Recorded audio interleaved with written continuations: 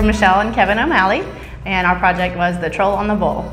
We wanted to obviously get our project out there and bounce it off of the public and get feedback as to the viability of it. Funding was a consideration as well, but we really tried to manage our expectations, but it worked out very well for us. People were really excited to see what we had. We knew we had a project that moms identified with very closely. Being a mom, talking to moms about it all the time, we knew that it was something that parents would identify with.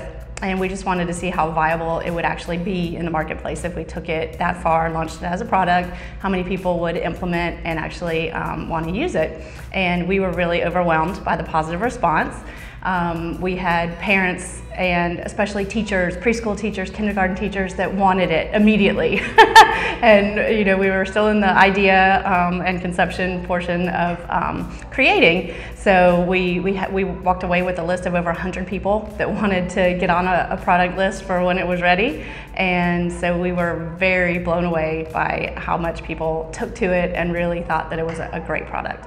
We kept hearing all week that folks had been sitting in their offices and people who had walked by One Spark had said, you got to go down there and check out the Troll on the Bull. So we kept hearing that over and over again, people working downtown coming out and saying they had to see our booth, so it was great.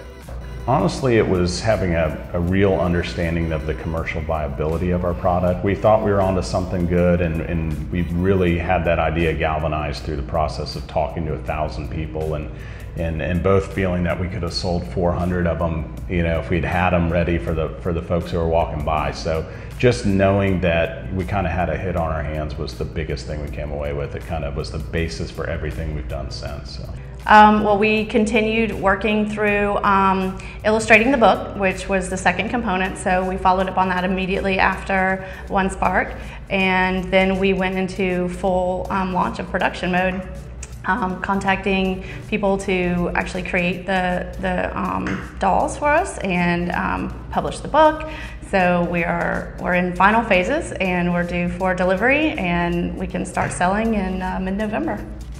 Yeah, One Spark helped us launch this project, and it led into another similar vintage style doll called the Tooth Fairy, and she helps kids remember to brush twice a day for 2 minutes at a time. So her book's getting made. Yeah, the Tooth Fairy. And so she's in production now, and our third product we're hoping to debut at upcoming One Spark in April.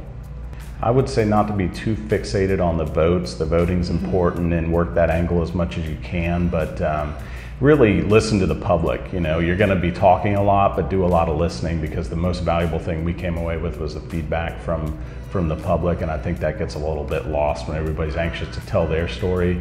They really need to be listening to what folks are saying about their product, how it can be improved, is it viable, and that to us was, you know, kind of was what helped us, and that's where I'd say folks need to focus.